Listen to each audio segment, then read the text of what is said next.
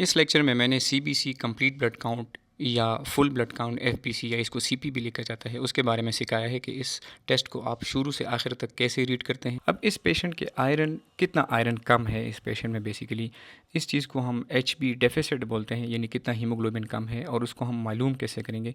इसके लिए जो इक्वेशन या जो फार्मूला यूज़ होता है वो है गेंजोनी इक्वेशन। और गेंजोनी स्टैंड्स फॉर या it is equal to body weight patient's body weight kg into target haemoglobin, यानी आप नॉर्मली हम 14-15 टारगेट रखते हैं और फिर पेशेंट का हीमोग्लोबिन जो इस केस में 7.1 है और उसके बाद फिर हम ये मल्टीप्लाई करते हैं स्टैंडर्ड के साथ 2.4 और फिर प्लस करते हैं आयरन स्टोर्स के साथ। आयरन स्टोर्स के बारे में ये है कि अगर पेशेंट का वेट 35 kg से ज़्यादा है तो फिर 500 इसको हम लेते हैं। याद रहे कि ये आप इस तरह एज इट इज़ आप कैलकुलेट नहीं करते, ये कैलकुलेटर्स ऑनलाइन भी मौजूद होते हैं और अगर आपके फ़ोन में ऐप स्टोर में या प्ले स्टोर में एमडी कैलकुलेटर के नाम से एक एप्लीकेशन है, आप यहाँ पे जाएंगे डाउनलोड करके और इसमें आप अगर गेंजोनी लिखते हैं तो सीधा गेंजोनी इक्वेशन आता है।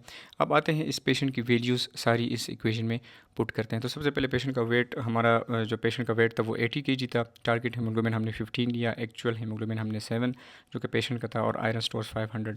तो अगर आप वैल्यू देखें तो ये लगभग 2000 मिलीग्राम आयरन आता है। तो इट मीन्स कि इस पेशेंट का जो एच बी डेफिसिट है वो 2000 मिलीग्राम है। आपने किसी न किसी तरीके से 2000 मिलीग्राम आयरन पेशेंट को देना है।